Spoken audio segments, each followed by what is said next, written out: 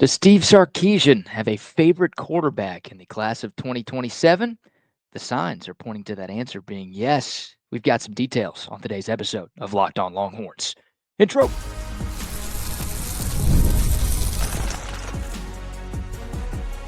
You are Locked On Longhorns, your daily podcast on the Texas Longhorns. Part of the Locked On Podcast Network, your team every day. Welcome in. You are locked on to the Texas Longhorns. I'm your host, PK Brad Kellner, Texas grad, Austin native, and longtime sports radio host here in the Lone Star State. Thank you for making Locked On Longhorns a part of your day every single day. We're free and available wherever you get your podcasts and on YouTube as well.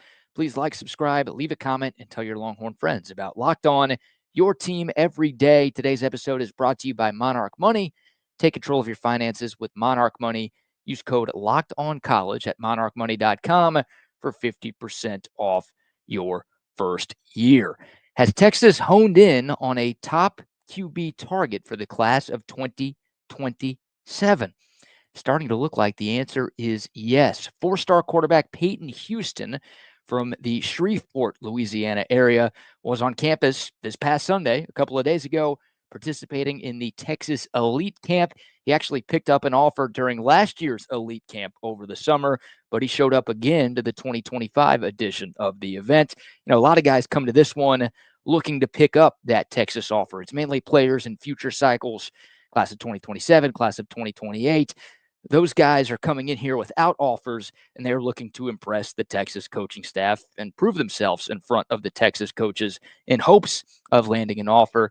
Peyton Houston did that a year ago, but he still came back for the 2025 Elite Camp, and he's been here a bunch. I'd say at least half a dozen times for camps, junior days, visits, whatever. Peyton Houston keeps getting invited back, and he keeps coming back to Austin. How much does Texas like him? Well, as of right now, Peyton Houston is the only non-committed quarterback in the class that has a Texas offer. I'm going to say that again. As of right now, Peyton Houston, the only non-committed quarterback in the class of 2027 that holds a Texas offer. So Sark, AJ Milwee, and company very high on this young man from Louisiana. He's 5'11", 198 pounds. He's the 8th ranked quarterback in the class, according to the 24/7 Sports Composite rankings. He's the 85th ranked player overall, according to those composite rankings. Now, 24/7 Sports has him ranked much lower than that. He's their 14th quarterback. He's the 199 player overall. But again, the composite rankings, that's the compilation of all of the recruiting services from around the industry. And they have Peyton Houston as the 8th ranked QB and a top 85 player overall in 2027. Here's the thing about Peyton Houston, and here's why he's a little bit of a polarizing recruit for Texas fans and for Texas recruiting insiders as well. He can ball. There's no doubt about the talent, and he thrives in these camp settings. So hearing that he performed really well on Sunday doesn't surprise me. Hearing that he performed well enough last year to pick up a Texas offer doesn't surprise me at all. He's incredibly accurate. He throws a pretty ball. His ball placement is good. Like against air, he has it figured out. And look, he's great in other scenarios too. I don't want to make him sound like he's only good when there's no defenders around. He's really good in one-on-ones. He's really good in 7-on-7.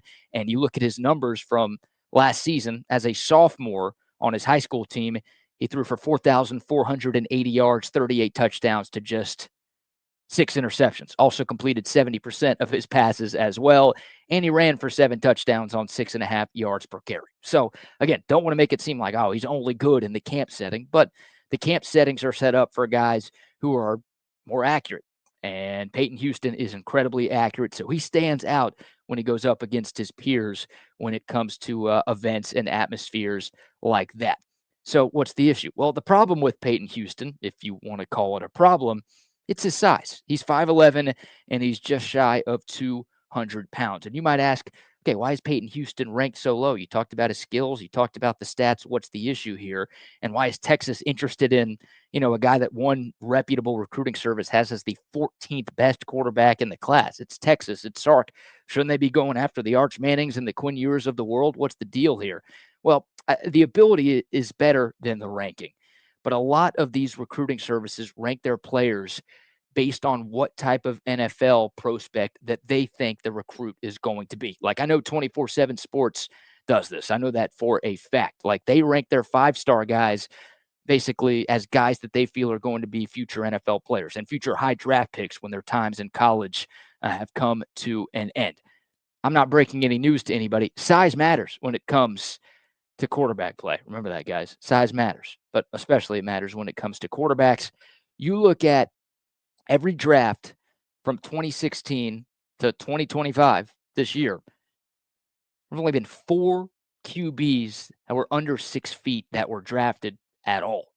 Not just talking about the first round. I'm not talking about the first 2 days. I'm talking about in general. There's only been 4 quarterbacks under 6 feet that have been drafted since 2016. Kyler Murray, Stetson Bennett, Bryce Young, Dylan Gabriel. Now, half of those guys were the first overall picks in their respective drafts. Stetson Bennett fell to day 3. Dylan Gabriel was a 3rd-round pick by Cleveland a couple of months ago. So that's not a lot, right? I mean, NFL teams are really looking at size when it comes to quarterbacks. That's just how it's always worked. That's how it continues to work. So I think that's part of the reason why Peyton Houston is ranked so low in certain places is he's not the stereotypical build for an NFL type of quarterback. And, Houston's not the athlete that Kyler Murray was coming out of Allen High School. I don't know how many high school players have ever been that type of athlete. We're talking about a guy who was a top 10 pick in the MLB draft, and then he won the Heisman Trophy in college football. He's not that level athlete. He's not a track star in high school.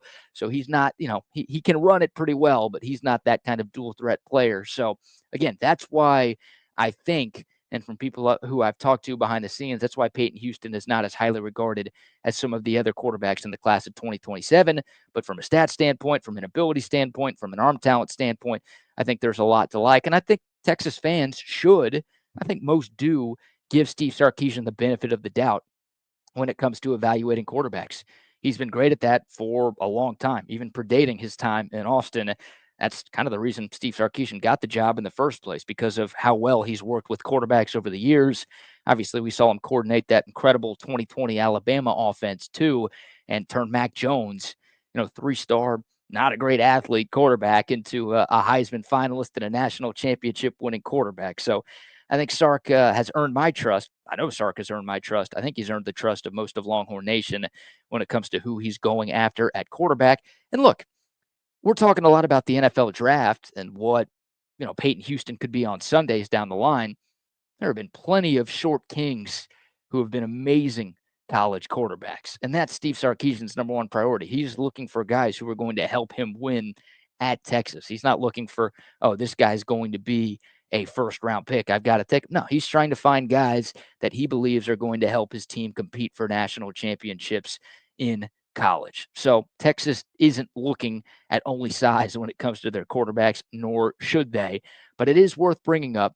And I think it is a little bit interesting because KJ Lacey, Texas's quarterback take in the class of 2025, the early enrollee this year, he's also sub 6 feet. So Texas could be going with quote unquote undersized quarterbacks in a 2 and 3 cycle span here. And you do wonder if that is a recipe for success. You do wonder if that's a trend. I don't know. Something to keep an eye out on, an eye out for, an eye on. Either one of those works better than what I actually said. Right now, again, Peyton Houston, the only uncommitted quarterback who has an offer to Texas. Texas obviously isn't alone in this recruitment. He's got visits planned to USC and Clemson over these next few weeks. He's got a few more camps coming up. I think Texas A&M is very involved in this recruitment as well. But Peyton Houston did give some quotes to our friends at Horns 24/7 yesterday, talking about his visit to Austin on Sunday. He said, quote, he was asked about where Texas stands in his recruitment. He said, quote, "It's very high with them. Just the relationship I have with Coach Milwee and Coach Sark, it's very strong. It's been going on since my 7th grade year. So coming down here, just continuing to build our relationship for sure. It's a blessing to have this opportunity. Most kids don't have the blessing of enjoying the moment." End quote. So Peyton Houston speaking highly of Texas, saying that they are very much in the mix. He talked about his relationship with the head coach and the quarterback coach. All great things if you are a Texas fan. All great things for this Longhorn coaching staff, who obviously wouldn't have offered Peyton Houston if they didn't want him to ultimately sign. And Peyton Houston, again, just finished his sophomore year, so about to be a junior. He said he hopes to make his college decision sometime midway through his junior season or even a little bit before. So this calendar year in 2025, Texas might have its answer on its quarterback for 2027. The Longhorns got the Diabell commitment very, very early in the cycle. As long as Sark's here, Diabell's going to end up here. So Texas might get to a very early quarterback commit here in these next few months. Definitely worth keeping an eye on. And look, Texas is going to offer another quarterback. Sark is pretty particular when it comes to that position, but he's offered at least 3 QBs in every year outside of 2023, which was the Arch Manning year. You get Arch, you don't really need anybody else, and Texas got Arch to commit pretty early. So no need to go after anybody else when you've got a great one coming. But I think Texas will likely offer at least 1 or 2 more quarterbacks.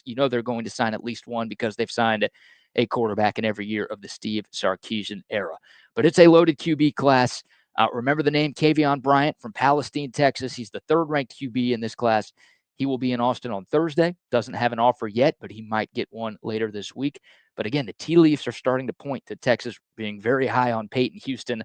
Obviously, you can look at the fact that he has an offer, but he keeps coming back to Texas, and he gave some very high remarks on this coaching staff and this program with those quotes that he gave to Horns 24/7 yesterday.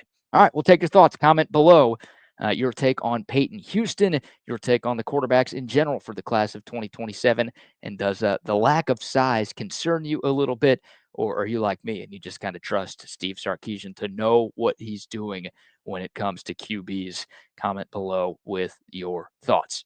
All right, let's shift gears here. We've got quotes in our next segment. Some words from Eli Manning talking about his nephew.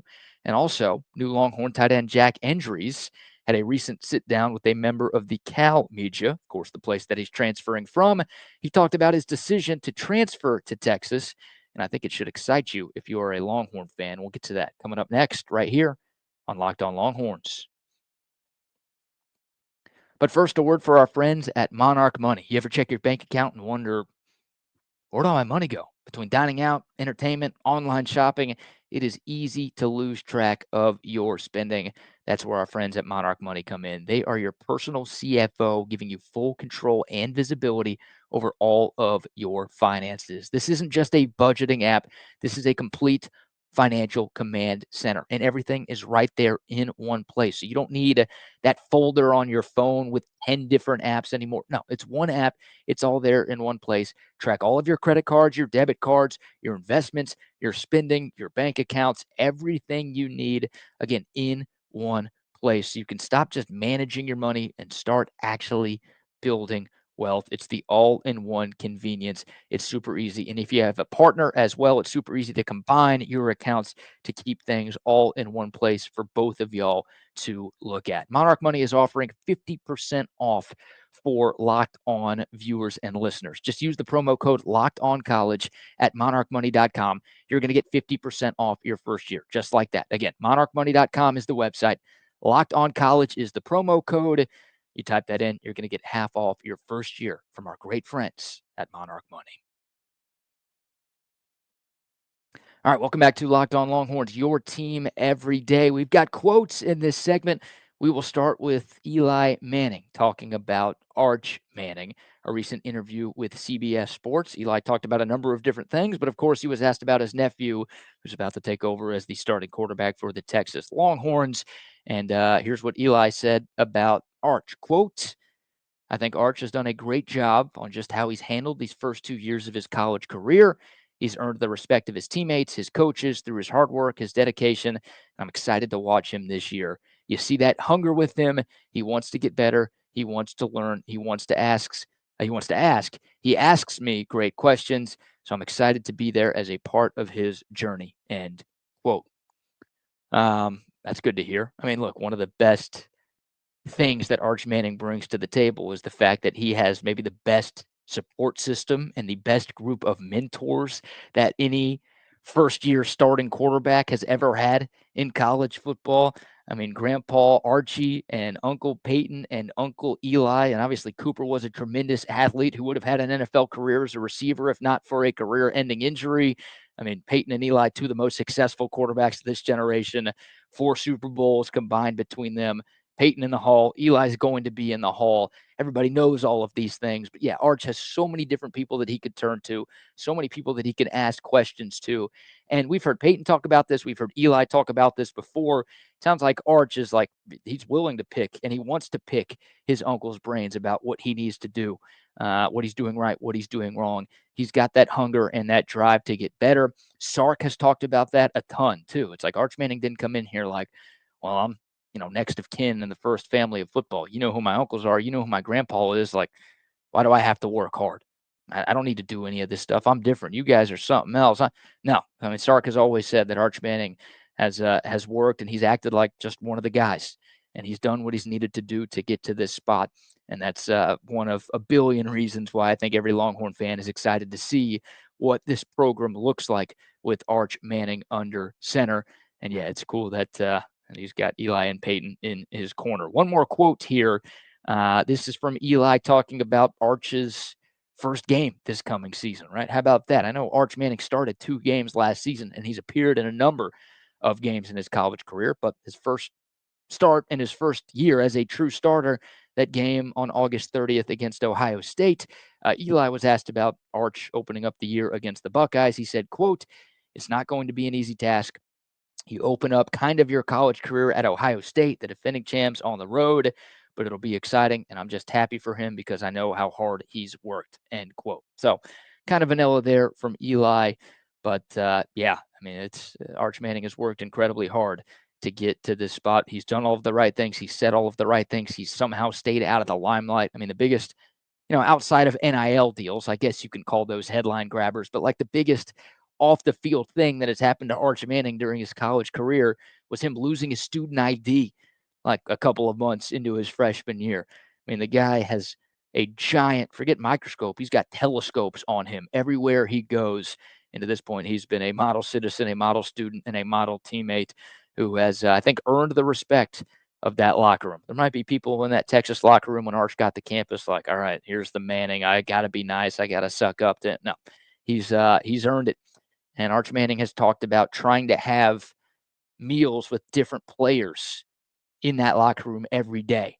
So to make sure he's got everybody rallying around him, everybody galvanized, everybody rowing the boat in the same direction versus just sitting with his best friends every day. Like, that's leadership right there. That's going above and beyond to make sure that you've got your teammates in your corner. Another reason why I'm excited about Arch Manning. All right, couple more quotes here. Let's shift gears. Jack Endries, the transfer tight end coming in from Cal. Y'all know how high I am on him. Coming off a tremendous season for the Golden Bears, more than 50 catches, more than 600 yards, had a couple of touchdowns for Cal last season, going into his 3rd year of college football. Obviously, his first year as a Texas Longhorn.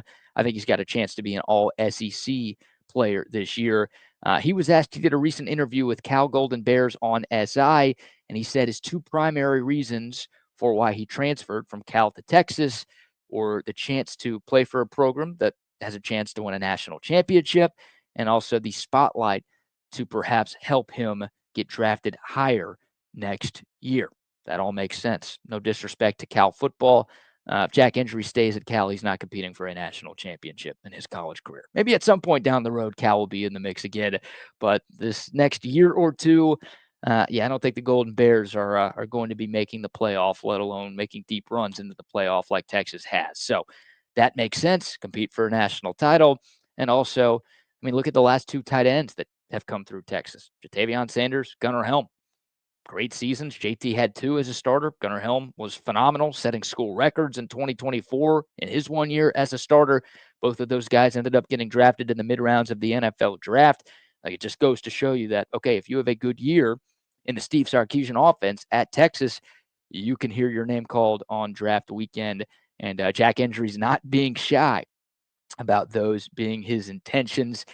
91 catches, over 1,000 yards in his last 2 years combined. He's 6'4", 240. It's actually the first tight end to lead Cal in reception since 1982. He did that last year. So I'm not predicting Jack Endries to be better than Gunnar Helm. I mean, Gunnar Helm led Texas with 60 catches and had 7 touchdowns this past season. I don't know if Endries is going to put up numbers quite that good, but I think he's going to be a 50-catch kind of guy this season, and hopefully he could be a big red zone weapon for this Texas offense that tries to get its red zone issues figured out here in 2025. One last quote from Jack Endries. I love this because student athletes, I know that's what we're supposed to call them. Most of these guys, look, they take classes, they want to get good grades. I'm not poo-pooing the notion of getting a degree, right? And Texas is obviously a great school. It's a great place to get a degree from. But a lot of these guys are coming to Texas because they want to play football, and then they want to play football in the NFL. Jack Endries graduated with an undergraduate degree at Cal, and he's taking some master's classes at Texas. He said he does not plan to pursue a master's degree. He's just taking classes to maintain his eligibility. He said, quote, "I got my degree. There's always going to be an opportunity for a master's somewhere. Right now, the opportunity's football. That's why I came here," end quote. So, look, Jack Endries, smart kid, went to Cal, graduated from Cal. He's not going to flunk. But he's like, no, I'm literally here to play football. And to me, that reads as Jack Endries, who has multiple years of eligibility remaining, but he can go pro after 2025. I read that as, yeah, I'm here for 1 year. I'm going to ball out, and I'm going to go to the league. And then, sure, at some point down the line, I might get my master's. But I'm here to ball. And I respect that because a lot of players aren't as open on that subject as I would like them to be. So, yeah, Jack Endries, I think, is going to be a stud. I'm excited to see what he does with Arch Manning in this offense this coming season. All right, we'll take your thoughts. Comment below if you are tuned in on YouTube. We've got one segment left on a Tuesday show. We got to talk some Texas softball, man. The Longhorns 2 wins away from their first national championship in program history. How did Texas get here? Can they get the job done in OKC? We'll talk a little Longhorn softball coming up next right here on Locked On Longhorns. Welcome back to Locked On Longhorns, your team every day. Texas is headed to the Women's College World Series Finals. The Longhorns, we talked about it during yesterday's show. They had 2 chances to beat Tennessee one time. They only needed 1. Texas 2, Tennessee nothing. The final score of yesterday's semifinal game in Oklahoma City. Mac Morgan got the start for Texas. She was fantastic. 4 shutout innings, gave up just 3 hits. And then Tegan Cavan, who has been the biggest star of the Women's College World Series for any team, she comes in relief, pitches 3, not only shutout innings, but 3 no-hit innings for Texas out of the bullpen. So a combined 3-hit shutout for those 2 Texas pitchers. The Longhorns didn't need a lot of offense, but they got enough. Katie Stewart, a solo home run in the 4th. The Horns added an insurance run in the bottom of the 6th thanks to a Tennessee throwing error. And that was all she wrote as the Longhorns knock out the fake UT by a final of 2-0. With that win, Texas improves to 3-0 in the Women's College World Series, but obviously, more importantly, they punched their ticket to the championship series that starts tomorrow night in Oklahoma City. And in a major stunner, Texas will not be playing Oklahoma. Remember, Texas has made it this far now 3 times in the last 4 years. The first 2 times Texas made it to the WCWS finals, they played Oklahoma. They lost to Oklahoma. Oklahoma was the highest seeded team that made the Women's College World Series this year. Way to go, A&M, losing in the regionals. Everybody kind of thought it would be a Texas OU matchup, but it's Texas Tech, the former Big 12 in-state rivals, that knocked Oklahoma out of the College World Series last night with a 3-2 victory. So, look, Texas beat OU once. They deserve some credit for ending OU's dynasty, but obviously Texas Tech delivered the dagger, the final nail in the coffin for Oklahoma. So it's Texas and it's Texas Tech, 2 teams that have never won a softball national championship. So not only will Oklahoma not win for the first time in 5 years, you'll get somebody winning their first ever national championship in softball. Here's the good news. Look, Tech's a great team. They won the Big 12. They're the number 12 national seed. They've also swept their way to this spot in the College World Series. These 2 teams played twice this year. Back in February, the games were in Austin. but Texas went 2-0 against Texas Tech. You had a 2-1 victory in 9 innings where Tegan Cavan outdueled Texas Tech ace Nigeri Kennedy. Tegan Cavan had 18 strikeouts in 9 innings of work in that game, obviously gave up just 1 run.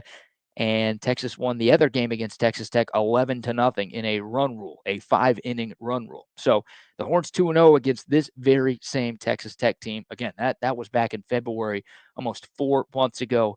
But the Longhorns familiar with this squad. They're also familiar with Kennedy. Not only did Texas beat her this season, Kennedy transferred to Tech from Stanford.